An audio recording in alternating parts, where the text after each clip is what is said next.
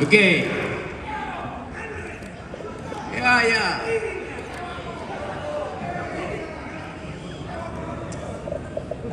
Apa soalnya? Enggak. Simpel kok, simpel. Para pemirsa dan para hadirin, simpel kok. Yang kita minta dari Rocky hari ini. Sekeras apa dia bertanya kali ini?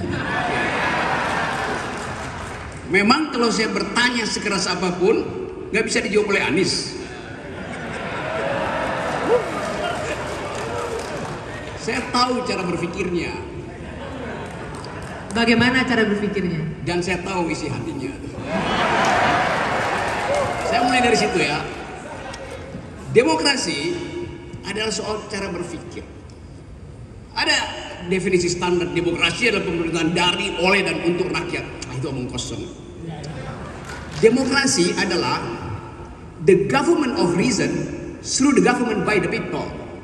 Pemerintahan akal melalui pemerintahan orang. Demokrasi adalah doing habits of the heart.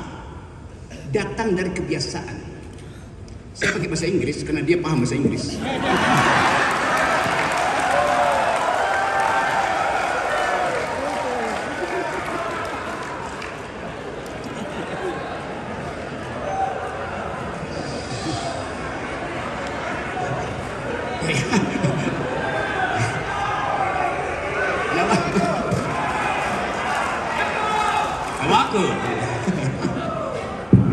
Oke, saya lanjut. Ya, Anda saya tahu orang Makassar. Saya orang Manado. Kita disatukan oleh laut yang sama. Dan kita makan ikan yang sama. Dan ikan itu memang harus dimakan, bukan dihafal nama-namanya.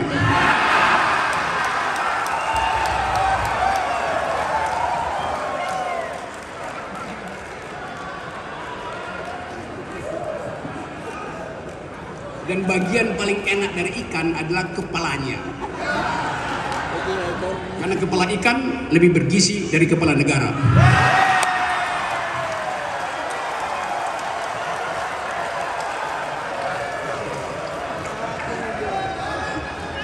Oke.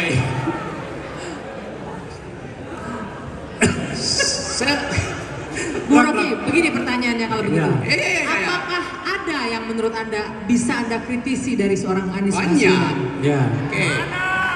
Misalnya? Satu-satu ya. Tadi saya suka caption yang ditunjukkan di situ bahwa di ujung sana tantangan dari demokrasi adalah undang-undang ITE. Anda bayangkan kenapa saya mesti ulas itu? Karena saya akan kena undang-undang itu. Jadi pertanyaan saya, apakah Anies akan membatalkan undang-undang itu demi saya, yang sahabatnya, atau demi demokrasi? Itu pertanyaannya. Bukan sekedar saya, Anda di sini bisa kena undang-undang yang sama. Saya kasih ilustrasi ya. Saya biasa naik gunung. Satu waktu saya naik gunung gede. Petani di situ dipimpin oleh seorang lurah lulusan SD. Dia bilang begini, Pak Rocky, kemarin ada orang pasang patok di kebun saya. Bunyinya, ini proyek strategis presiden. Maka mulai diinsinuasikan, kalian mesti pindah dari situ. Padahal itu mata pencarian mereka. Nanam singkong, nanam kol, nanam wortel. Jadi begitu disebut undang-undang ITE, panik rakyat itu. Disebut industri strategis presiden. Lalu dia bertanya ke saya, Pak Rocky, kalau saya foto orang yang lagi nanam patok itu, saya kena undang-undang ITE apa enggak? Anda bayangkan. Republic of Fear. Ini republik penuh kecemasan. Undang-undang ITE bisa menghantui petani di Cimacan, di Cibodas. Itu pentingnya kita bicara soal itu. Jadi demokrasi itu adalah jaminan primer tentang kebebasan untuk berpikir. Itu aja. Kebebasan berpikir menghasilkan kebebasan berpendapat. Nggak mungkin ada pikiran tidak diucapkan dengan pendapat. Nah, poin saya adalah kita sekarang dibikin dungu karena nggak mampu mengucapkan pendapat, karena akan dihadang dengan, kalau Rocky Gerung berpendapat mesti sopan dan santun. Saya akan sopan dan santun pada ulama, saya sopan dan santun pada orang tua. Saya nggak mungkin sopan dan santun pada pejabat.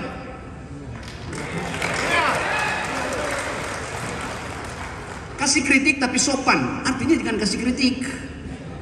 Kan dasarnya itu kan. Jadi kita mau ajukan, ini forum akademis. Pikiran hanya disebut pikiran kalau ada pikiran yang menentang. Kalau Anda berpikir nggak ada yang mengganggu Anda, itu artinya Anda lagi berdoa. Itu bedanya berpikir dan berdoa. Jadi saya ingin Anies menjawab itu. Apa alasan utama kita harus menghasilkan pikiran? Kita harus mengucapkan pendapat. Kita harus bertengkar dengan pendapat. Kan kita bertengkar dengan pendapat. Kenapa bertengkar dengan pendapat? Kena pidana. Itu nggak masuk akal. Saya tidak melukai 1 inci kulit seseorang kalau saya ucapkan pendapat. Karena mesti pidana. Ajaib negeri ini. Mengucapkan pendapat adalah pidana. Tapi itu yang ingin saya tanya pada Anies, eksplorasi. Apa dasarnya? Supaya bukan sekedar kita yang tahu, petani di Cimacan itu tidak lagi ragu untuk bahkan memotret orang yang lagi menanam sesuatu yang menghalangi pekerjaan dia. Ini yang mesti kita sosialisasikan. Nah, kita sosialisasikan ini di dalam upaya menghasilkan kembali demokrasi. Tapi hari-hari ini dianggap bahwa demokrasi nggak ada, yang ada dinasti. Padahal sebetulnya juga dinasti nggak ada. Karena dinasti itu darahnya biru. Yang sekarang darahnya kotor.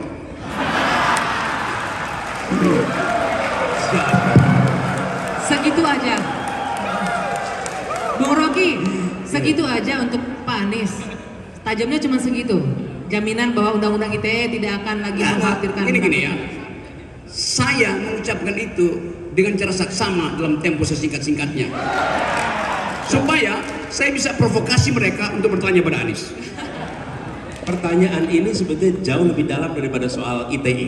Oke? Kalau tadi tangkap apa yang Bung Rocky tadi sampaikan, dia tidak bertanya tentang ITE itu Anda akan hapus apa tidak. Kan kalau itu gampang jawabnya, ya itu akan direvisi, ya itu akan dikoreksi.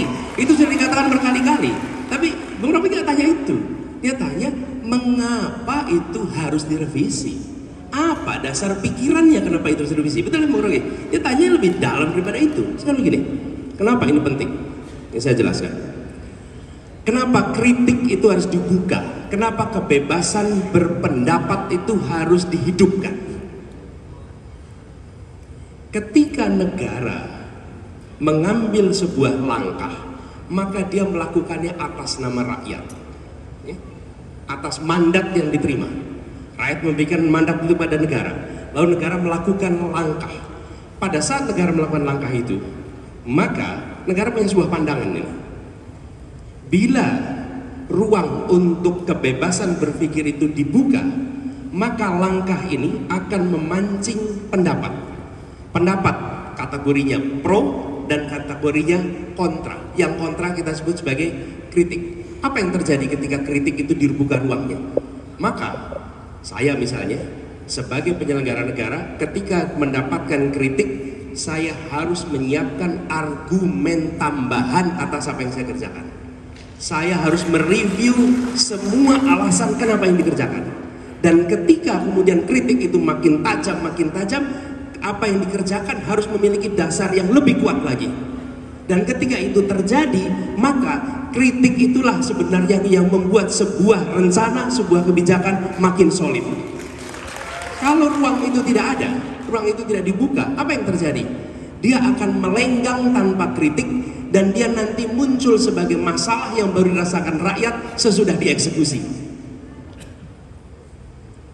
Pada saat dieksekusi, semua masalah-masalah yang harusnya muncul sebagai kritik di awal nggak muncul, munculnya nanti di problem kemudian. Karena itulah sebenarnya ketika ada perdebatan pro dan kon, itu sesungguhnya sebuah public education tentang sebuah kebijakan. Itu sebabnya ruangnya harus dibuka.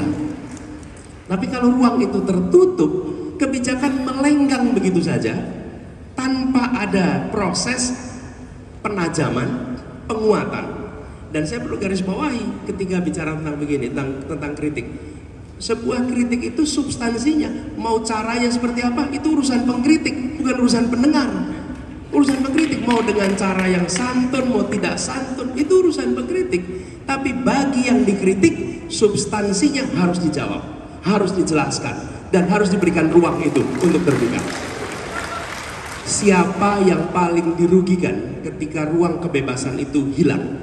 Yang paling dirugikan adalah seluruh rakyat dan justru penyelenggara negara, bukan pengkritik.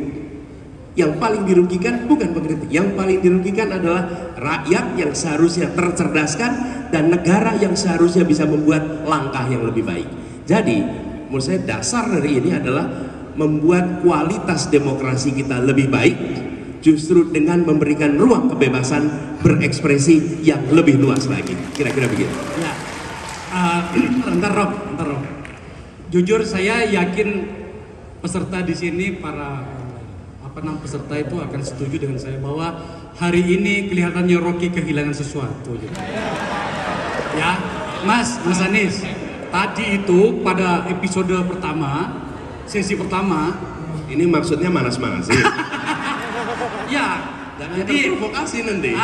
Jadi yang pertama tadi itu semua angka-angka dari pembicara pertama itu dihajar sama Rocky. Sekarang dia bicara tentang ATA. Ya memang agak susah sih karena dia sudah tersangka sekarang kayaknya. Nah, oke. Rob, aku pengen sesuatu yang lebih khas darimu, bro. Yang apa? Lebih khas darimu, seperti yang Rocky kita kenal. Lebih khas itu. Ya. Oke. Oke. Saya akan bicara yang lebih khas. Ada lawyer nggak buat dampingi aku? Kalau dia diseret. Oke. Kita mulai dengan hal fundamental tentang arah bangsa ini. Tadi Anies mulai dengan satu prinsip di dalam pembagian kategoris tadi. Yang sana ekstraktif, yang ini distributif. Hal yang kita tunggu untuk diterangkan secara jelas, karena kita mau dapat arah tentang Indonesia. Indonesia mengambil sikap kritis terhadap kapitalisme, karena itu adalah perjanjian masyarakat, perjanjian social kontrak. Ketika kita bangun negara ini bukan negara liberal, negara ini bukan negara libertarian, negara ini negara yang basisnya adalah keadilan sosial, bahkan bagi seluruh rakyat Indonesia. Pemerintah mengajukan semua proposal, entah itu dalam bentuk utang luar negeri, investasi asing, entah itu dalam bentuk APBN, dengan mengabaikan prinsip keadilan sosial. Itu yang menerangkan mengapa semua rasio tentang ekonomi memburuk. Itu dasarnya kan. Market ekonomi, ya boleh aja market ekonomi. Karena untuk mengefisienkan pengambilan kebijakan, supply demand dikontrol dengan prinsip market ekonomi. Tapi di era Pak Jokowi, bahkan bukan cuma market ekonomi yang dipraktekkan, tapi market society. Kita ini dianggap sebagai konsumen aja, bukan sebagai citizen. Anda lihat Rempang itu, Jokowi tanya lewat Bahlil, orang Rempang, Anda butuh apa? Pemukiman, rumah, kita kasih dengan anggaran yang diukurkan secara kuantitatif, 60 juta, 40 juta, 50 juta. Dijadikan sekedar sebagai konsumen untuk alasan menggusur apartemen itu, rumah itu sekedar house, bukan home. Kita perlu home sweet home untuk kebahagiaan, bukan untuk ukuran-ukuran material. Jadi bayangkan Presiden Jokowi tidak paham bahwa dia diminta untuk menghasilkan kebahagiaan dan kemakmuran, bukan gali-gali fondasi untuk bikin infrastruktur, dengan akibat uang yang harusnya tiba di puskesmas dalam bentuk obat, vitamin, yodium, antibiotik bagi ibu-ibu hamil berubah menjadi aspal di jalan tol. Trade-off-nya begitu. Itu yang menerangkan sekarang stunting kita itu 25% tuh. 1 dari 4 bayi yang lahir hari ini akan kekurangan gizi. Setiap bayi yang lahir sudah berutang 50 juta untuk kata Sri Mulyani. Setiap malam ada 19 juta orang miskin tidur dengan perut kosong. Bagaimana mungkin kita masuk di dalam janji Indonesia Emas kalau kondisi awal kita itu berantakan? Pertanyaannya apa, Bro?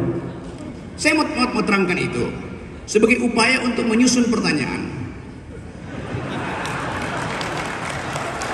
Apa yang akan membedakan sistem ekonomi atau modeling ekonomi Anies dan Jokowi? Kan orang melihat Jokowi mengekspor market ekonomi sampai ke ruang tidur. Apa yang mau dilakukan Anies? Jadi ini intinya filosofi kita bernegara mesti kita pahamkan supaya semua orang ngerti, sehingga kalau dikasih kritik pada Anies satu waktu kita akan tagih bahwa Anda bilang Anda akan menghentikan ekspansi market ekonomi sampai ke market society. Itu dasarnya kan. Jadi kita mau uji kemampuan intelektual dari Anies, bukan sekedar menguji, tapi meminta konsistensi dalam upaya untuk menghasilkan kembali generasi yang berpikir. Oke, hal-hal yang bersifat kuantitatif itu tanya pada awal ada statistiknya. Tapi ide itu harus dituntun dengan paradigma. Oke, kita kasih kesempatan Mas Anies. Silakan Mas Anies. Apa yang membedakan kebijakan ekonominya? Pembangunan itu adalah tentang manusia. Pembangunan itu bukan tentang barang penopang manusia. Itu poin utama yang harus kita fokuskan. Manusia, tentang manusianya. Dan manusianya artinya apa? Manusianya, keluarganya, komunitasnya, lingkungannya. Tapi fokusnya pada manusianya. Karena itulah kenapa saya tadi tunjukkan soal indeks kualitas pembangunan manusia. Karena kuncinya ada di situ. Sehingga ketika negara berbicara tentang meningkatkan kesejahteraan, maka dia bukan berbicara tentang meningkatkan angka-angka pengukur, tapi meningkatkan kenyataan kesejahteraan yang ada di masyarakat. Fokusnya di situ. Dan ketika bicara kesejahteraan, nomor satu apa? Nomor satu sehat. Dan ketika bicara sehat, mulai dari kapan? Sehat itu mulai dari ibu hamil mendapatkan pasokan gizi yang baik untuk setiap bayi yang dalam kandungannya. Nomor satu. Kalau tidak ada itu nggak jalan. Nah, Bapak Ibu sekalian, hari ini persoalan ini itu lewat, tidak menjadi fokus. Dan kemudian kedua, masa awal, usia awal, lalu usia sekolah. Ketika masuk usia sekolah, bangku sekolah yang cukup untuk bangku SD jumlahnya sama dengan bangku SMP, jumlahnya sama dengan bangku SMA. Hari ini jumlahnya kayak piramid. Yang SD banyak, begitu SMP makin sedikit, SMA makin sedikit, perguruan tinggi makin sedikit. Selama itu terjadi, berarti negara tidak berencana untuk mendidik semua anak. Nah, rencana. Dilihat dari mana? Bangkunya aja nggak cukup. Gitu mau bilang mendidik semua anak? Belum, tidak berencana. Itu diubah. Jadi kesehatan dasar, yang kedua pendidikannya. Setelah terdidik, bersekolah salah satunya. Terdidik beda dengan bersekolah. Bersekolah itu diselenggarakan negara. Mudah-mudahan itu menghasilkan orang-orang yang terdidik. Dengan itu mereka kemudian bekerja di dalam, nah ini baru pasar masuk nih. Pasar masuk di dalam sebuah perekonomian. Masuk dalam perekonomian, ada yang menjadi penyedia tenaga kerja, ada yang masuk di situ sebagai pengusaha, baik mikro maupun besar, yang kemudian bergerak di dalam pasar. Terjadilah distribusi kesejahteraan di pasar. Tapi proses penyiapan itu diselenggarakan oleh negara. Jadi ketika kemudian negara berbicara tentang kesejahteraan, bukan sekedar meningkatkan GDP, bukan sekedar meningkatkan pertumbuhan ekonomi, tapi mengubah kualitas hidup setiap orang dan setiap keluarga yang ada di Indonesia. Ini fokusnya. Jadi saya melihat Bung Rocky, yang selama ini terjadi adalah mencoba lompat ke ujung. Disiapkan infrastruktur dengan harapan kemudian pertumbuhan ekonomi otomatis naik. Nah, pertumbuhan ekonomi naik, tapi pekerjaan yang tidak sampai ke keluarga tidak merasakan keterdidikan. Di sisi lain terjadi stagnansi transformasi kesehatan. Bagaimana kita masuk anggota G20 tapi stunting kita masih tinggi? Bagaimana kita masuk anggota G20 tapi angka kematian ibu melahirkan masih tinggi? Indikator-indikator sosial kita tidak menunjukkan kita berada di negara yang top 20. Indikator ekonominya top 20, tapi indikator sosialnya tidak. Dan bila ditugasin sebagai presiden, maka presidennya tidak hanya bawa ilmu ekonomi, tapi bawa ilmu antropologi, bawa ilmu sosiologi, bawa ilmu sosiatri, bawa ilmu urban, bawa ilmu-ilmu itu semua dihormati, diberikan ruang di dalam pengambilan keputusan. Jadi ketika kemudian kita mau melakukan langkah, itu berbagai ilmu pengetahuan dimanfaatkan. Tapi kalau kepemimpinan nasional tidak menghormati ilmu pengetahuan, maka selera yang akan mendominasi di dalam pengambilan keputusan. Hormati ilmu pengetahuan, manfaatkan ilmu pengetahuan di dalam formulasi kebijakan. Dan ketika itu terjadi, maka aspek-aspek yang non-market menjadi tercover. Tapi kalau tidak, maka kita memandang seakan-akan ini hanya persoalan ekonomi. Dan ini kaitannya juga dengan hubungan internasional.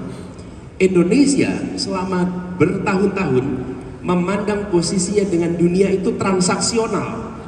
Kami berurusan dengan dunia, untung ruginya apa? Untung ruginya apa? Tidak, harus diubah. Kita ini adalah warga dunia dan Indonesia punya tanggung jawab di dunia. Karena itu hadir di pertemuan PBB itu apa namanya? UN General Assembly. Kalau tanya pada efeknya investasi memang tidak ada, tapi kita hadir di sana sebagai warga dunia yang menyampaikan agenda-agenda untuk dunia.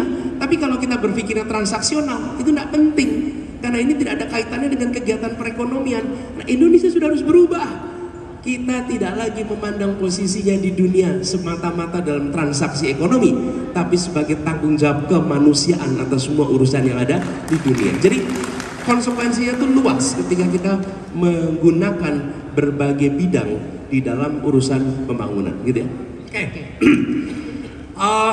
Jawaban yang cukup untuk Rocky. Saya rasa, Mas, aku nggak tahu jenengan itu sedang beruntung atau kami yang sedang nelongso. Tadi Rocky itu memberikan pekerjaan rumah loh ke Mas Ganjar. Jadi tadi kan ingat kan tadi kasih pekerjaan rumah malah catatan tadi. Ya betul, itu pekerjaan rumah buat calon presiden itu. Bukan buat yang bakal mantan presiden, gak ada gunanya kan. Kan di kita itu ada bekas presiden, Pak SBY misalnya, dia bekas presiden. Anies calon presiden. Ada yang presiden bekas, masih presiden tapi udah bekas. Oke, Rob. Beda ini. Ya, oke. Bang Akbar, sedikit sebelum kita lanjut ke floor, ke audiens, saya cuma mau bertanya satu untuk Mas Anies. Mas Anies, tadi Anda sempat menyinggung soal mengkritik itu kita harus membuka diri untuk kritik ya. Terserah si pengkritiknya mau sopan penyampaiannya, mau tidak sopan. Pertanyaan saya sederhana. Menurut Mas Anies, Rocky Gerung, seorang Rocky Gerung itu mengkritiknya sopan atau tidak sopan? Karena ini akan jadi parameter. Nanti kalau misalnya Mas Anies terpilih, dia akan menjadi orang yang sangat memberikan kebebasan berpendapat. Sopan atau nggak sopan? Dia mengkritik dengan menggunakan kewarasan dan akal sehat. Oke, berarti kalau Mas Anies jadi presiden, Bung Rocky masih bebas untuk mengkritik. Pasti itu. Iya. Oke, kita lanjutkan ke floor. Yang bahaya kalau Anies diterus-teruskan, nanti dia kena delik juga nih. Kan dia terlalu nakal untuk mengkritik itu. Jadi uraian Anies Baswedan saya kasih nilai A-. A untuk pengetahuan, minus untuk kelakuan. Oke, kita mendekati akhir dari acara kita karena waktu waktu Mas Anies harus segera terbang ke kota yang lain, maka kami akan mengambil dua pembicara, laki dan perempuan.